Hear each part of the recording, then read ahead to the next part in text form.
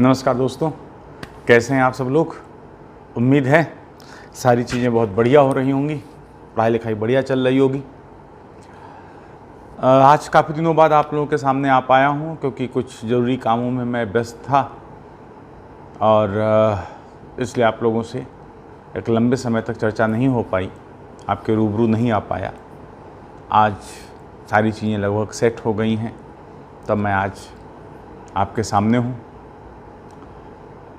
इस बीच मैंने FB पर वायसराय से संबंधित 10 क्वेश्चन डाल दिए हैं, 10 क्वेश्चंस और आने हैं।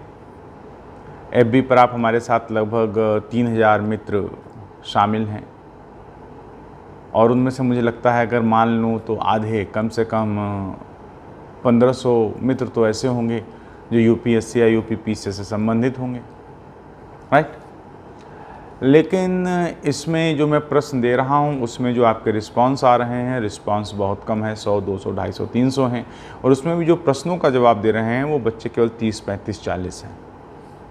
इसका मतलब मैं मान लूँ कि जो मेरे मित्र जुड़े हैं उनमें से सजीव मित्र केवल इतने हैं, बाकी सब घोस्ट फ्रेंड हैं, क्या प्रेत मित्र जो हैं पर वो पार्टिसिपेट नहीं कर रहे हैं। तो दोस्तों ये प्रश्न मैं आपके लिए ही डाल रहा हूँ, अतिरिक्त मेहनत करके मैं ये प्रश्न आपके लिए डाल रहा हूँ। इसलिए मैं ये चाहता हूँ कि आप इस पर प्रयास करें, आप इनको अच्छे से पढ़ें और देखें, चीज़ें अच्छे से करें, एक गंभीर विद्यार्थी बने। और इसके साथ ही मैंने आज एक अपना टेलीग्राम चैनल बना लिया है जिसे डॉक्टर विवेक स्टडी चैनल आप कह सकते हैं, वही नाम ही। तो आप उसे ज्वाइन कर लें। लेकिन यह चैनल सिर्फ उन्हीं बच्चों के लिए है जिन्होंने मेरा YouTube चैनल सब्सक्राइब किया है। मैंने केवल उन्हीं बच्चों के लिए ये क्यों रखा, उसका मुख्य कारण है कि मैं उसमें हर एक बच्चे पे ध्यान दे पाऊँगा कि यह बच्चे YouTube चैनल पे भी हैं और ये बच्चे यहाँ पर भी हैं।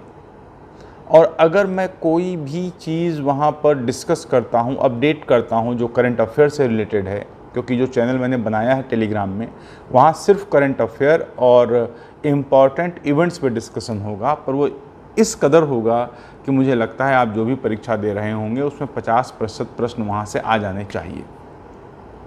मैं वहाँ किसी विषय को नहीं छूऊंगा, वो सिर्फ करंट अफेयर और इम्पॉर्टेंट इवेंट्स का ही डिस्कशन होगा, ठीक है।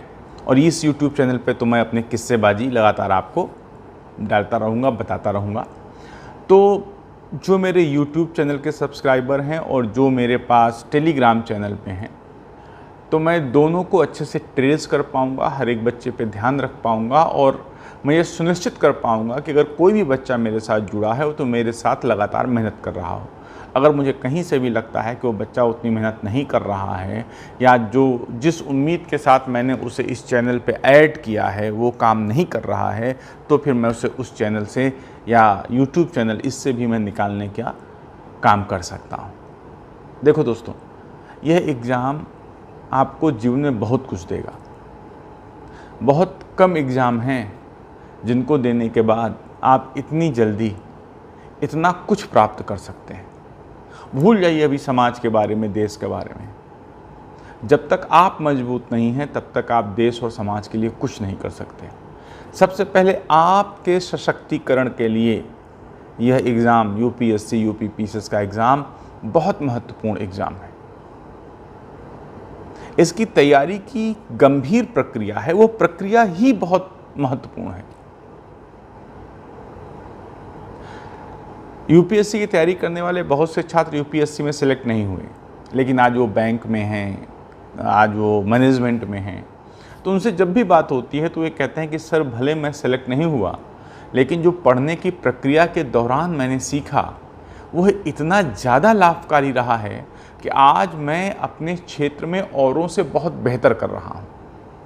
इसलिए मित्रों, एक गंभीर विद्यार्थी बनना आपके लिए बड़ा ज़रूरी है। गंभीर विद्यार्थी का मतलब वही कहता हूँ, मनहूस नहीं बनना है। गंभीर विद्यार्थी का मतलब है कि आप अपने अध्ययन में 100% समर्पित रहें। मैं आपसे ये चाह रहा हूँ बस। कोरोना अनलॉक हो गया है, इसलिए कोरोना काल में आपको बाहर निकलने की कोई ज़रूरत नहीं है। इवन दो मैं कह रहा हूँ कि अगर कोई आपके सपने में आता है और आप उससे सपने में मिलने जाते हैं या उसको लेके आप कहीं बाहर जाते हैं, तो आप अगर सपने में भी हैं तो मास्क लगाए रखिए। अगर आप सपने में खुद को मास्क लगाए हुए देखते हैं, जो दूसरा तुमसे मिलने आ रहा है या तो वो भी मास्क लगाए हुए है, तो समझिए अब आप सुरक्षित हैं, क्योंकि कोरोना आपका सपने में भी कुछ नहीं बिगाड़ पाएगा। समझ रहे हो? इस लेवल की सतर्कता की ज़रूरत है, ठीक है। और ये मत कहना है सर कोरोना होता नहीं, बेकार है, हाँ? तो अफलातून बन के, फैंटम बन के नहीं घूमने की तुमको ज़रूरत है कि अपना भोकाल टाइट कर रहे हो बाहर निकल के, है नहीं? तो भोकाली नहीं बनना है, ठीक। थोड़ा सा कंट्रोल में रह के काम करना है। घर में रुको, आराम से खाओ पियो, पौष्टिक आहार लो, सुबह दोपहर शाम रात भोर खाना खाओ, जी भर के खाना खाओ। डेलीगेसी में हो तो भी अब जी भर के खाना बनाओ, खाओ, पढ़ो, तो ही 3 काम है। खाना बनाओ, खाओ, पढ़ो, सो, उठो, पढ़ो, खाना बनाओ, खाओ, सो, यही काम करो। और क्या चाहिए अभी? इससे अच्छी ज़िंदगी तुम्हें और क्या चाहिए यार, हैं? और जैसे ही कोचिंग खुली, टेंशन काहे लेते हो? जैसे ही कोचिंग खुलेगी, दृष्टि के सभी टीचर तुम पर टूट पड़ेंगे बेटा। इतना पढ़ाएंगे मतलब कि तुम्हारी निकट की और दूर दोनों की दृष्टि खराब हो जाएगी। हम लोग भी तो गुस्से में ही बैठे हैं ना इतने दिनों, कि रोज़ 3 घंटे 6 घंटे पहुंचते थे, अपनी भड़ास तुम्हारे ऊपर निकाल लेते थे, है नहीं? अब वो भड़ास निकालने का मौका नहीं मिल रहा है। जिसको 6 घंटे रोज़ बोलने की आदत हो, उसको चुपचाप बैठा दो तो क्या होगा? यही होगा। चैनल बना के तुमको कम से कम 2 घंटे तो कुछ ना कुछ बोल ही देता है। तो घबराओ नहीं। दृष्टि के छात्र हो तो तनाव मत लो। जैसे ही कोचिंग ओपन होगी और तुम क्लास में आओगे तो तुम कहोगे तो हम डबल शिफ्ट में काम करेंगे, तुमको डबल शिफ्ट में पढ़ाएंगे। 3 घंटे पढ़ते, 2 घंटे 2.5 घंटे पढ़ते, 5 घंटे तुमको हम पढ़ाएंगे। बस तुम पढ़ो तो सारी कसर पूरी कर लेंगे। लेकिन अभी चिंता मत करो, अभी घर में रुको, पढ़ो लिखो, पढ़े लिखो, अच्छे से पढ़ो लिखो। मम्मी पापा के तुम आँखों के तारे हो, दुलारे हो, सितारे हो, रानी बिटिया हो, राजा बेटा हो, तो चुपचाप घर में रुको, है नहीं? चलो अच्छा, ये सारी बातें होती रहेंगी। तो मैंने टेलीग्राम चैनल बना लिया है, उससे जो हमारे यूट्यूब चैनल के सब्सक्राइबर हैं वो उसे ज्वाइन करें।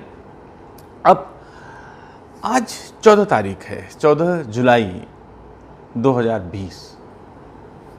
लेकिन 14 जुलाई 1789 विश्व इतिहास में एक बहुत बड़ा दिन है। 14 जुलाई 1789 वह दिन है जिस दिन एक घटना हुई जिसे हम फ्रांस की क्रांति कहते हैं। और आप ये मानिए कि विश्व के इतिहास को 2 भागों में बांटा जा सकता है, एक फ्रांस की क्रांति के पहले और दूसरा फ्रांस की क्रांति के बाद। अर्थात कहा जाए फ्रांस की क्रांति विश्व इतिहास में समय विभाजक रेखा है। इतना बड़ा प्रभाव है। स्वतंत्रता, समानता, बंधुत्व एक हुंकार हो गई। जहां कहीं भी शोषण होता, जहां कहीं भी सामान्य जनता के अधिकारों को खत्म किया जाता, जहां भी वंचित समूह का दमन होता, वहां फ्रांस की क्रांति के मूल्य स्वतंत्रता, समानता, बंधुत्व जागृत हो जाते, और जो आज भी हो रहे हैं। फ्रांस की क्रांति के उपरांत विश्व में जिन जिन देशों में संविधान का निर्माण हुआ, वहाँ के मूल भावना में स्वतंत्रता, समानता, बंधुत्व को भी स्थान दिया गया। भारत का संविधान भी इसका अपवाद नहीं है। लेकिन भारत के संदर्भ में एक बात ध्यान रखना, भारत को स्वतंत्रता, समानता, बंधुत्व की भावना के लिए फ्रांसीसी क्रांति के इंतजार की ज़रूरत नहीं है। भारत के वेदों की ऋचाओं में, अशोक के स्तंभों में, अशोक की शिलाओं में स्वतंत्रता, समानता, बंधुत्व का उद्घोष खुलेआम किया गया है।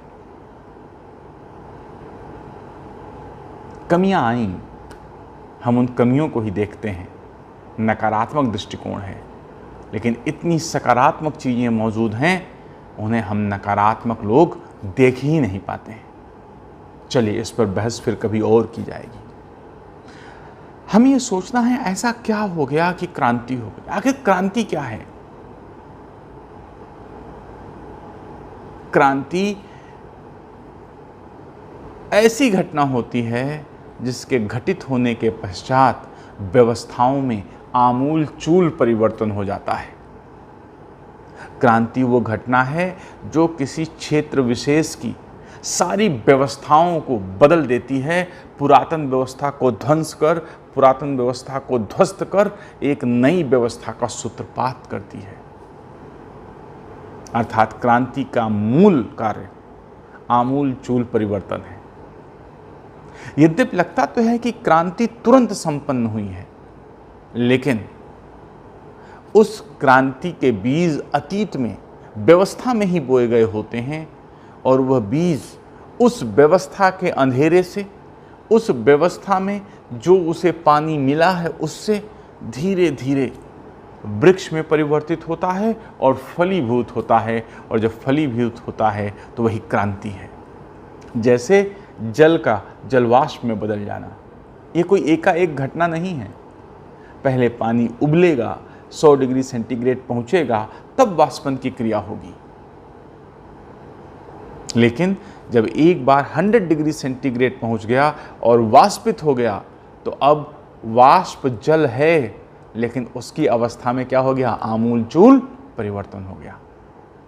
तो हमें देखना होगा, आज पार्ट 1 में हम ये देखेंगे ऐसा क्या था फ्रांस में जिससे कि वहां पर एक क्रांति का सूत्रपात होता है।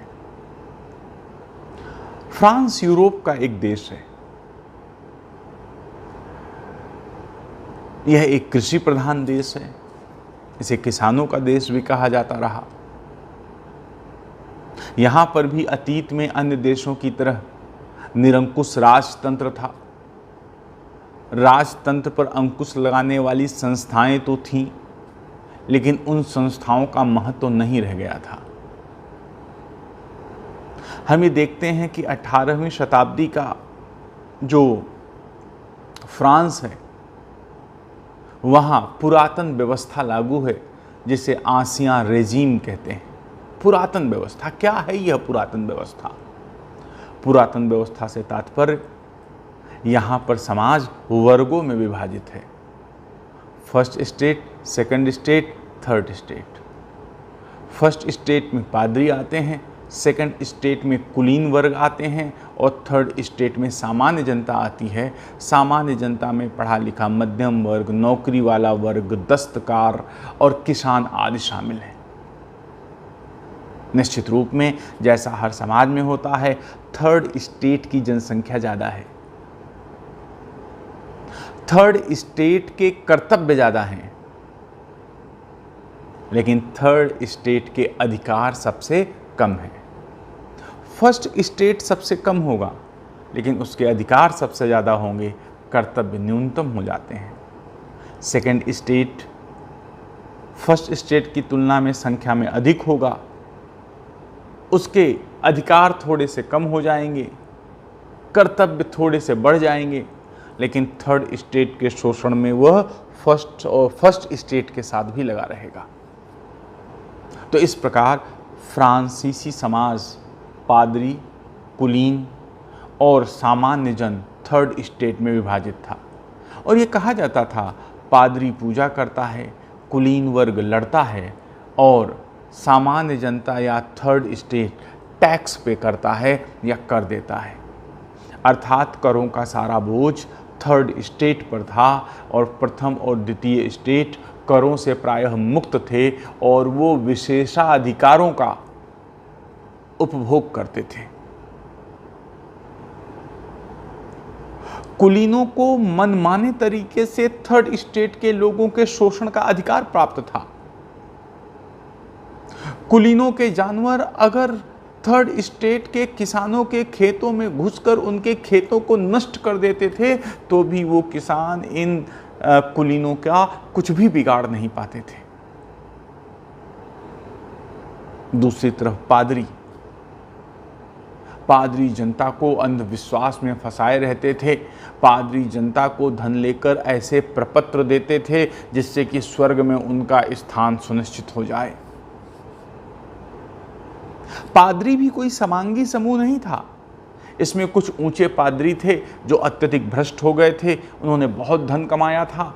कुछ नीचे स्तर के पादरी थे, उन पादरियों को बड़े पादरियों की तुलना में नाम मात्र के अधिकार प्राप्त थे, अर्थात वो भी वंचित समूह में हैं। इसलिए आगे चलकर ये छोटे पादरी इन थर्ड स्टेट वालों के साथ मिल जाएंगे।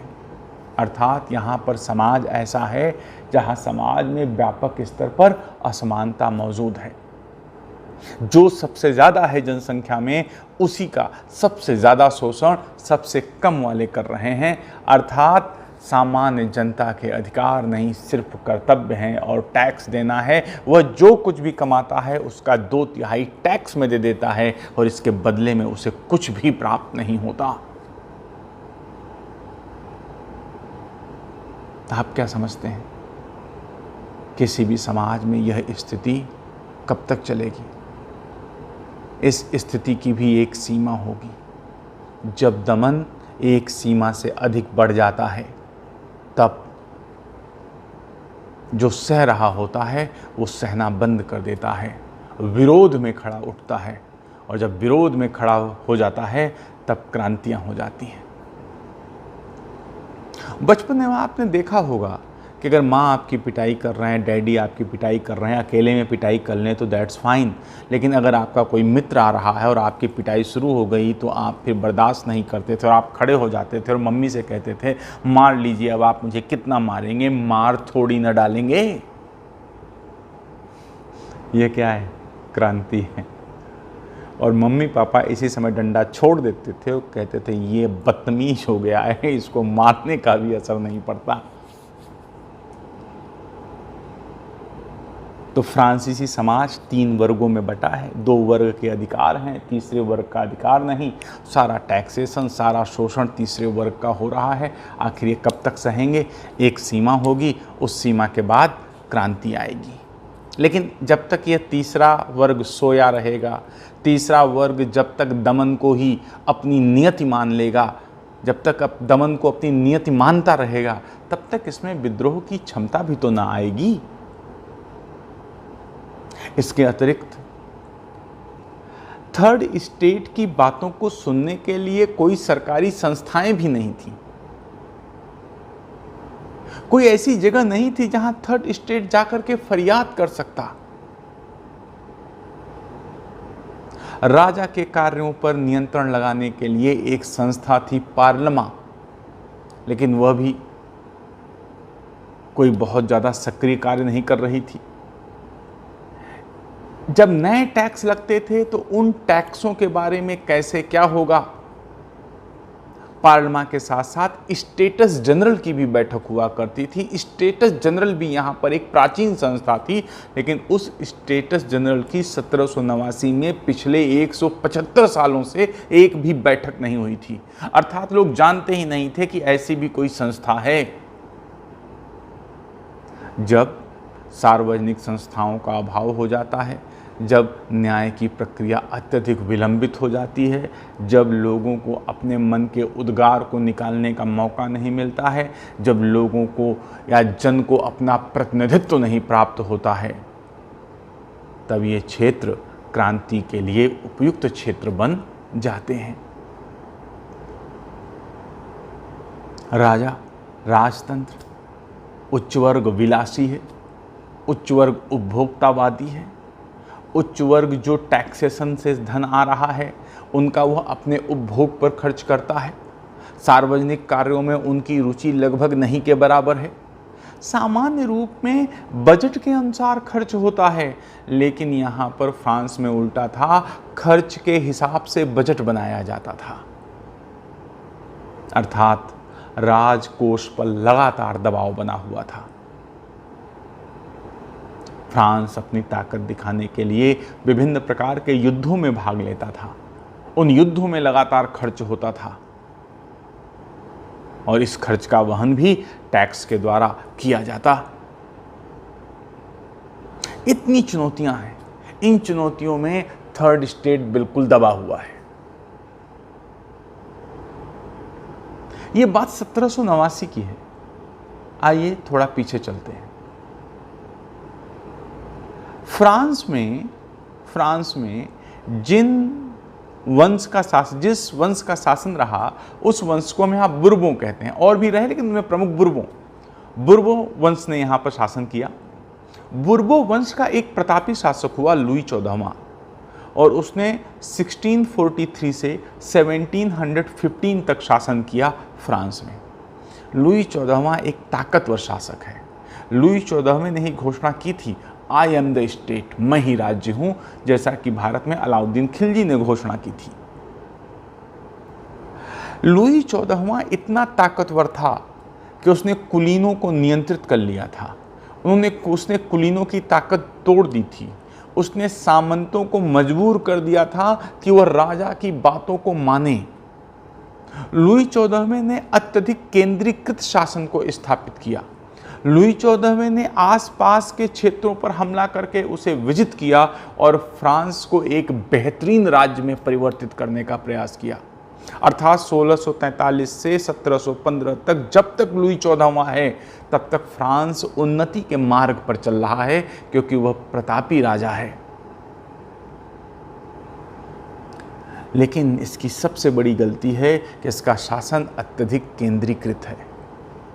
लुई 14वें के समय में ही सन 1664 में इसके एक मंत्री कोलबर्ट ने फ्रेंच ईस्ट इंडिया कंपनी की स्थापना की थी। अर्थात यह विदेशी संबंधों, विदेशी व्यापार में भी रुचि लेता है। तो जब तक लुई 14वां है चीज़ें कंट्रोल में है, फ्रांस बेहतर है, यहाँ के निवासी बेहतर महसूस कर रहे हैं और सब कुछ ठीक ठाक बना रहता है। लेकिन जब लुई 14वें की मृत्यु का समय आया, लुई 14वां बीमार है, अब वह मृत्यु शैया पर है, तब लोग कहते हैं कि मरते वक्त लोगों को वास्तविकता दिखाई पड़ जाती है और मरते वक्त लोग बिल्कुल सत्य वचन बोलते हैं। और यही काम लुई 14वें ने किया। लुई 14वें को लगा कि मैंने इतना केंद्रीकृत शासन कर दिया है और मैंने इस तरह से शासन किया है कि मेरे बाद जो भी उत्तराधिकारी आएगा वह शासन की प्रक्रिया में उतना प्रशिक्षित नहीं है, क्योंकि मैंने किसी को प्रशिक्षित ही नहीं किया। और इसके अलावा हमने सामंतों को इतना दबा कर रखा है, मैंने इतने युद्ध किए हैं, मेरे इतने शत्रु हैं कि मेरे जीते जी तो वो सिर न उठाएंगे, लेकिन मेरे मरने के बाद वो सिर जरूर उठाएंगे। इसलिए उसने उस व्यक्ति को बुलाया जो लुई 14वें के बाद लुई 15वें के नाम से फ्रांस का राजा बनने वाला था। उसने लुई 15वें को बुलाया और लुई 15वें से कहा, सुनिए, किसी से युद्ध मत कीजिएगा, मैंने साम्राज्य का पर्याप्त विस्तार कर दिया है, आप उस साम्राज्य को सिर्फ बनाए रखने का प्रयास करें, ये बहुत है। नंबर 2, मैंने सामंतों को बहुत दबा दिया है, कुलीनों के अधिकारों को मैंने अपने हाथ में ले रखा है। आप कोशिश करेंगे कि कुलीनों को उसी अवस्था में बने रहने दें या थोड़ा बहुत छूट देनी हो तो दें, लेकिन कुलीनों से आप उलझेंगे नहीं, क्योंकि उन्हें उनसे उलझ पाना, उनको समझ पाना बड़ा मुश्किल काम है। नंबर 3, प्रजा के लिए सदा उपलब्ध रहना, प्रजा को कभी कष्ट मत देना, प्रजा पर अनुचित टैक्स मत लगाना, क्योंकि अगर तुमने ये किया और तुमने प्रजा का विश्वास खोया तो याद रखना फिर राज्य चलाना मुश्किल हो जाएगा। लुई 15वें ने लुई 14वें की सारी बातें सुनी, उसने सारी बातों पे सिर हिलाया और लुई 14वें ने ही पेरिस के बाहर एक शीश महल, वारसाए का महल बनाया था। उसी वारसाए के महल में लुई 14वां आखिरी सांस ले रहा है। लुई 15वां उसके बगल, सिरहाने में बगल खड़ा है और लुई 14वां उपदेश दे रहा है और लुई 15वां सुन रहा है। लुई 14वें की मृत्यु हो जाती है, लुई 15वां गद्दी पर आता है और लुई 15वें ने वो सब किया जिसके लिए लुई 14वें ने मना किया था। अर्थात लुई 15 ने सामंतों से उलझने का कष्ट उठा लिया। लुई 15 ने आसपास के देशों से युद्ध करने की कोशिश कर ली। लुई 15वां इतना कमज़ोर शासक था, विलासिता में इतना लिप्त रहने वाला शासक था कि राजकोष खाली होने लगा। उसने जनता पर टैक्सेस बढ़ाने के प्रयास किए। फ्रांस में अकाल पड़ने लगे, सूखा पड़ने लगा। लुई 15वें को उसके मंत्री ने आकर कहा कि हुजूर चीज़ें गड़बड़ हो रही हैं, ध्यान दीजिए। तो लुई 15वें ने जवाब दिया कि लुई 14वां इतना कर गया है कि मेरे मरने तक तो चीज़ें ठीक ठाक चल जाएंगी। आफ्टर मी डिल्यूज, अर्थात मेरे जीवित रहने तक सब कुछ ठीक रहेगा, लेकिन हाँ, मेरे मरने के बाद अवश्य प्रलय होगी। लुई 15वें के मुंह में उस दिन सरस्वती थी शायद। लुई 15वां 1715 से 1774 तक शासन करता है, और लुई 14वें ने जितना कुछ कमाया था, लुई 15वें ने उतना ही गंवा दिया है। अब लुई 15वां मृत्यु की शैया पर है और उसके सिरहाने किनारे पर आकर खड़ा हुआ है वह जो लुई 16वें के नाम से सत्ता पे आसीन होगा। और लुई 15वें, इतिहास खुद को दोहराता है, और लुई 15वें ने लुई 16वें से कहा कि सुनो, मुझे लुई 14वें ने कहा था और मैंने बातें नहीं मानी, और उसने हूबहू वही बातें कही जो लुई 14वें ने इनसे कहा था। सामंतों पर नियंत्रण रखना, नियंत्रण न रख पाए तो मेल जोल बना कर रहना, किसी तरह सामंतों से अपना काम निकाल लेना, फालतू के युद्धों में मत उलझना क्योंकि युद्धों में खर्च होता है, ज़बरदस्ती के टैक्स मत लगाना, जनता के लिए उपलब्ध रहना, जनता के लिए सार्वजनिक कार्य करना। लेकिन लुई 16वां भी जब गद्दी पर बैठा तो उसने वही सारे काम किए जिसके लिए लुई 15वें ने मना किया था। लुई 15वें का तो जीवन काल कट गया क्योंकि वह लुई 14वें जैसे प्रतापी राजा के पश्चात आया था। लुई 14वें ने जो कुछ बनाया था उसका उपभोग लुई 15 कर गया था, और लुई 15 ने विरासत में लुई 16 के लिए क्या छोड़ा होगा? कांटों की सेज। लुई 16वें को ये सब महसूस करना पड़ेगा। मैंने जो आपको सामाजिक आर्थिक दशाएं बताई वो सब लुई 16वें के समय बड़े प्रबल रूप में आ गईं। राजकोषीय घाटा बढ़ता चला गया, शान शौकत खर्च बढ़ता चला गया, और उसके बदले में राजा के पास इनकम कम होती चली गई। टैक्सेस लगाने की बारी आ गई। एक और काम कर लिया लुई 16वें ने, अभी तो ये युवा था, और उसने ऑस्ट्रिया की राजकुमारी मारिया अंतवानेट से विवाह कर लिया। विवाह करना कोई बुरी बात नहीं है, विवाह होना भी चाहिए, लेकिन विवाह के लिए आपने किसका चयन किया है यह भी महत्वपूर्ण हो जाता है। अगर एक अच्छा जीवन साथी आपको मिल जाता है तो आप कंप्लीट हो जाते हैं, और एक बुरा जीवन साथी आपको मिल जाता है तो आप फिनिश हो जाते हैं।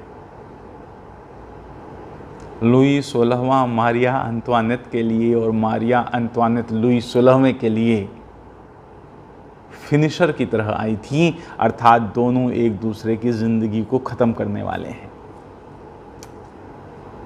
मारिया अंतवानेट अत्यंत खूबसूरत महिला है। वह राजनीति में दक्ष नहीं है। अगर वह सिर्फ अपने साजो श्रृंगार पर ध्यान देती, अगर वह अपने जिनमें वह योग्य थी उस पर ध्यान देती, तो शायद लुई 16वें की जिंदगी और बची रहती।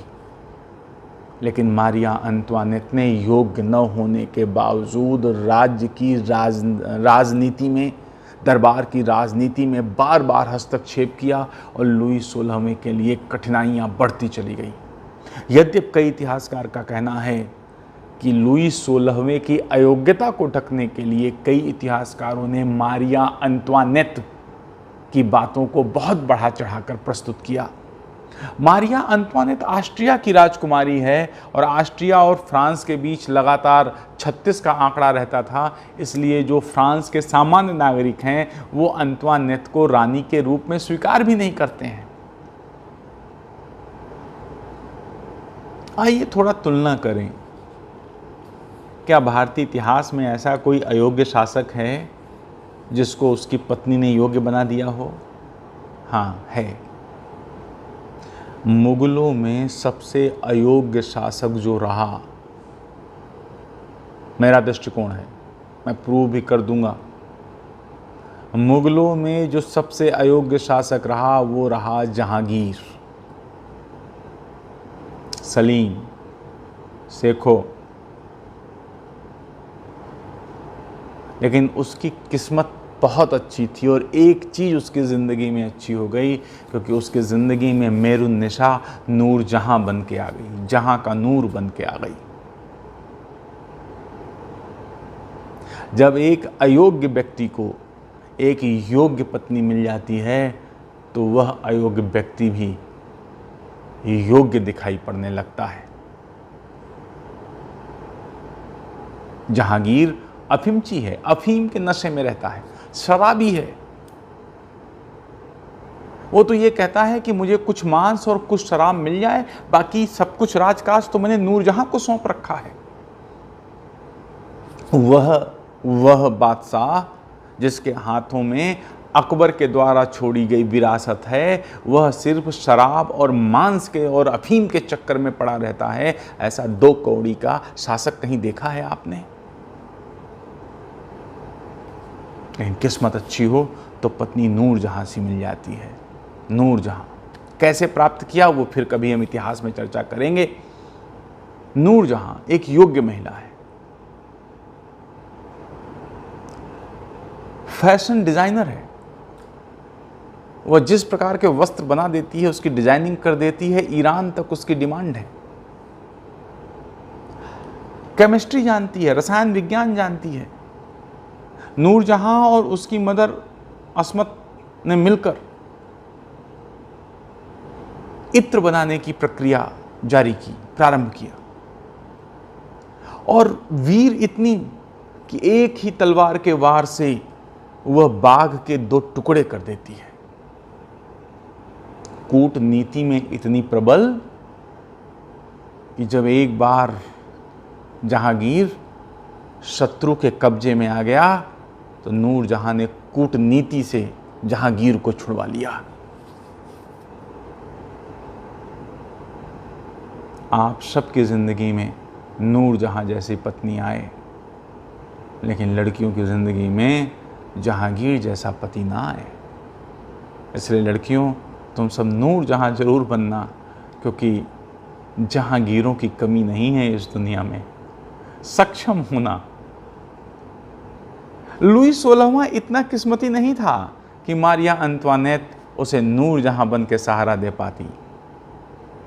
और लुई 16वें की भी आदतें भगवान बचाए। 2 बड़ी खराब आदतें थी। वारसाय के महल पे एक खिड़की थी, उस खिड़की से वह सामने वाले बगीचे पे देखता और वहाँ शिकार करता था, कबूतर मान लेता था, हिरण मान लेता था, और अपने मंत्री से कहता था जाके पूरे फ्रांस में, पेरिस में, आसपास के इलाके में जाके देखो, जहाँ से खराब ताले हों उनको लेकर आओ। और वह तालों को बनाने का प्रयास करता था। और इतिहासकार कहते हैं कि उसने ज़िंदगी में कभी कोई ताला बनाया नहीं, केवल बिगाड़ा ही। अर्थात यह प्रतीक है कि वह बिगड़ी हुई चीज़ को और बिगाड़ सकता था। लुई 16वें को जो साम्राज्य मिला था वह साम्राज्य आर्थिक रूप से कमज़ोर था। उसके पश्चात लगातार सूखा पड़ता चला गया। नतीजा ये हुआ कि राज्य की अर्थव्यवस्था गिरती चली गई, फ्रांस की अर्थव्यवस्था गिरती चली गई।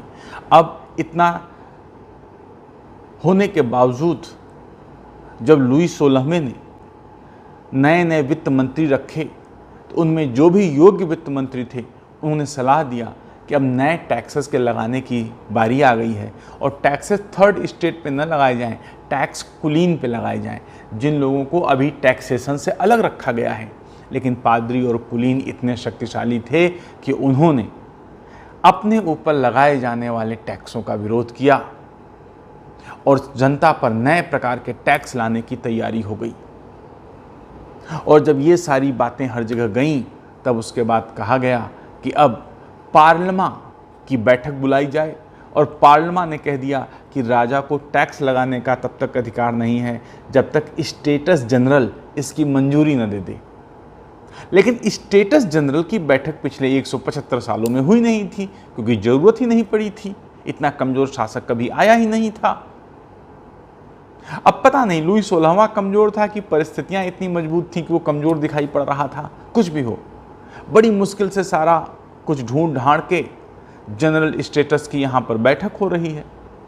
अब यहाँ पर हुआ कि अब यहाँ पर स्टेटस जनरल की बैठक होगी और उसमें first state, second state, third state आएंगे। वो अलग अलग जगह पर बैठेंगे और चाहे जितने भी लोग हों सबको एक एक वोट देने का अधिकार होगा। फर्स्ट स्टेट का एक वोट, सेकंड स्टेट का एक वोट, थर्ड स्टेट का एक वोट। और पहले भी ऐसा जब हुआ तो फर्स्ट और सेकंड स्टेट ने मिल करके 2 वोट दे दिए और उनका केवल एक स्टेट, थर्ड स्टेट का केवल एक वोट हुआ तो हर बार थर्ड स्टेट हार जाता था। जो 2 स्टेट चाहते थे वह कार्य हो जाता था। 5 मई 1789 को स्टेटस जनरल की बैठक प्रारंभ हुई। कई विद्वान कहते हैं कि स्टेटस जनरल की बैठक का होना ही अपने आप में क्रांति है, क्योंकि जो चीज़ 175 सालों में नहीं थी अब हुई। और जब स्टेटस जनरल की बैठक हो गई तो जो थर्ड स्टेट के लोग थे उनकी इच्छाएं बढ़ गईं। उनको लगा कि 175 सालों बाद बैठक हो रही है तो यहाँ हमें अपने अधिकार मिल जाने चाहिए थे। और आपको याद होगा सन 1776 में अमेरिका की क्रांति हुई थी। अमेरिका की क्रांति में फ्रांसीसी सैनिक भी गए थे और फ्रांसीसी सैनिक किसके नेतृत्व में गए थे? लाफायत के नेतृत्व में गए थे। और जब फ्रांसीसी सैनिक अमेरिकन क्रांति की सफलता के बाद वापस फ्रांस में आए तो उनको लगा अरे फ्रांस में वही आफत है जो अमेरिका में थी, और जब अमेरिका वाले क्रांति करके अपने अधिकार ले सकते हैं तो फ्रांसीसी अपने क्रांति द्वारा अधिकार क्यों नहीं ले सकते। इसलिए वे सैनिक जो अमेरिका से लौटकर फ्रांस की ओर आए थे वो अब बागी हो चुके थे, वो अब अपने अधिकार चाह रहे थे। लेकिन कोई भी क्रांति विचारों की शून्यता में नहीं होती। इस वक्त तक कई ऐसे दार्शनिक थे जो लोगों को उनके अधिकारों के लिए जगा रहे थे। Voltaire, Rousseau, दिदरो। रूसो ने तो कह दिया कि मानव जन्म से स्वतंत्र है लेकिन चारों तरफ जंजीरों से बंधा है। खुलेआम उद्घोष है कि कोई भी तुम्हें गुलाम नहीं बना सकता, तुम किसी से विचारों के भी गुलाम नहीं हो सकते। सबको समानता, बंधुत्वता की बातें बताई जाने लगी। और इसमें उत्साहित जब थर्ड स्टेट जो बड़ी संख्या में है 5 मई 1789 को जब स्टेटस जनरल की बैठक वारसाई के महल में बुलाई गई तो थर्ड स्टेट बड़ी उम्मीदों से पहुंचा। थर्ड स्टेट को लगा कि उसकी सभी समस्याओं का अंत हो जाएगा, हमारा राजा हमारी बात सुनेगा और हम अपनी उन समस्याओं से निजात पाएंगे जिन समस्याओं से आज हम जूझ रहे हैं। लेकिन फर्स्ट स्टेट और सेकंड स्टेट मिलकर थर्ड स्टेट की इस बात को पूरा नहीं होना देना चाहते थे और राजा भी कोई बड़े बदलाव के लिए तैयार न था। नतीजतन जब थर्ड स्टेट को लग गया कि अब की बार भी ये दोनों मिलकर हमारे सारे अधिकार छीन लेंगे तो यहाँ थर्ड स्टेट ने एक डिमांड रख दी। थर्ड स्टेट ने कहा कि अब सबका सिंगल वोट होगा, अर्थात फर्स्ट स्टेट में जितने लोग हैं सबका एक एक वोट गिनो, सेकंड का एक एक गिनो, थर्ड का एक एक गिनो और जो बहुमत में आए वो बात मान लो। अब ऐसा हो जाता तो बहुमत में कौन आ जाता? Third state. किस तरह से चुनाव हो, किस तरह से मतदान हो, क्या किया जाए, इस पर बहस चलती रही। और जब जून 1789 में, अब जून का महीना आ गया, जब जून 1789 में यहाँ पर थर्ड स्टेट वारसाई महल में पहुँचा और वारसाई महल में स्टेटस जनरल की बैठक होनी थी। जब वो वारसाई महल में पहुँचा तो वहाँ पर उसने, जहाँ स्टेटस जनरल की बैठक हो रही थी, वहाँ पर उसने दरवाजे बंद पाए। जब यहाँ पर थर्ड स्टेट ने कहा कि आज तो यहाँ बैठक होनी थी, आज यहाँ दरवाजे बंद क्यों हैं, तब उन्हें बताया गया कि यहाँ पर एक शाही जलसा होने वाला है इसलिए दरवाजे बंद हैं। लेकिन थर्ड स्टेट के लोग समझ गए कि राजा और ये सब मिलके हमें कोई अधिकार नहीं देना चाहते हैं, इसलिए उन्होंने वहाँ से हटने से इनकार कर दिया उन्होंने कहा यहाँ हम बैठे रहेंगे, और चूंकि स्टेटस जनरल के दरवाजे नहीं खुले थे इसलिए वो जाकर समीप के ही एक टेनिस कोर्ट, वास्तव में वो हैंडबॉल का कोर्ट है, इतिहास में टेनिस कोर्ट लिखा गया है, टेनिस कोर्ट में गए और थर्ड स्टेट के लोगों ने अपने आप को नेशनल असेंबली घोषित किया, राष्ट्रीय सभा घोषित किया। उन्होंने कहा कि राष्ट्र की असली आवाज़ हम ही हैं, और उन्होंने कहा कि जब तक हमारे अधिकार नहीं मिल जाएंगे तब तक हम इस राष्ट्रीय सभा के या इस राष्ट्रीय सभा का कोई भी सदस्य इस सभा से अलग नहीं होगा। अब यहाँ पर सब पर दबाव पड़ने लगा कि नेशनल असेंबली की बातों को माना जाए। करते करते जुलाई का महीना आ गया। राजा ने आश्वासन भी दिया कि हाँ, हम आपकी सारी बातें मानेंगे,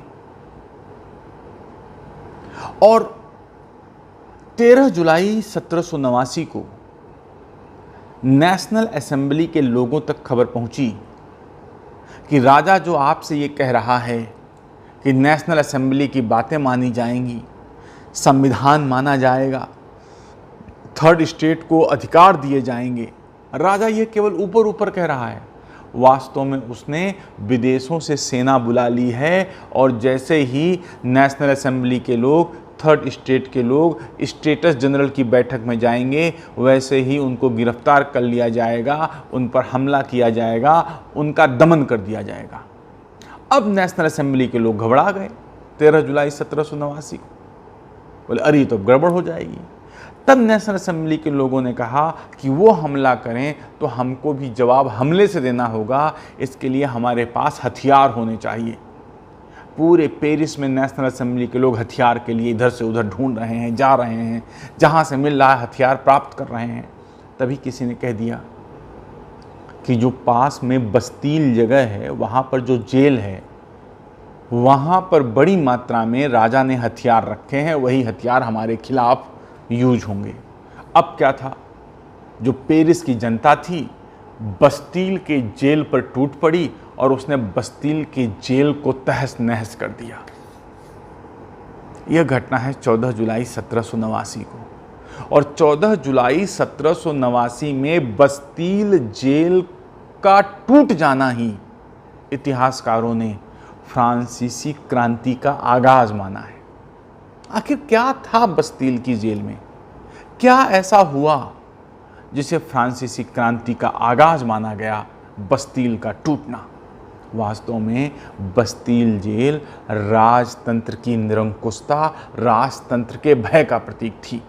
जो भी राजतंत्र के खिलाफ, जो भी पादरियों के खिलाफ, जो भी कुलीनों के खिलाफ कुछ कहता था, उसे बस्तील की जेल में बंद कर दिया जाता था और पूरा जीवन उसे कैदी के रूप में रहना पड़ता था। अर्थात लोगों के मन में बस्तील के जेल का आतंक था, खौफ था। पेरिस की सामान्य जनता बस्तील के जेल में जाने के डर से वो सब कुछ सहती चली आ रही थी जो राजतंत्र चाह रहा था। लेकिन 14 जुलाई 1789 को जब पेरिस की जनता ने हमला कर बस्तील के जेल को तोड़ दिया, वहाँ से उन्हें कोई हथियार नहीं मिला।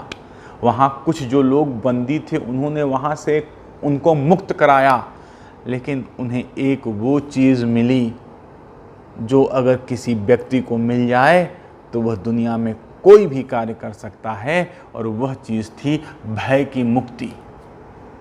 अब तक वो जिस बस्तील जेल से डरते थे, उन्होंने उस बस्तील जेल की ईंट से ईंट लड़ा दी थी, उस बस्तील जेल को तहस नहस कर दिया था। वह बस्तील जेल जो सामान्य जनता के मन में राजतंत्र के आतंक का प्रतीक थी, वह बस्तील की जेल टूट गई थी। लोग भय मुक्त हो गए थे। अब वो राजा राजतंत्र कुलीन पादरी से दो दो हाथ करने के लिए तैयार थे, क्योंकि उनके मन के भय की गांठ खुल चुकी थी।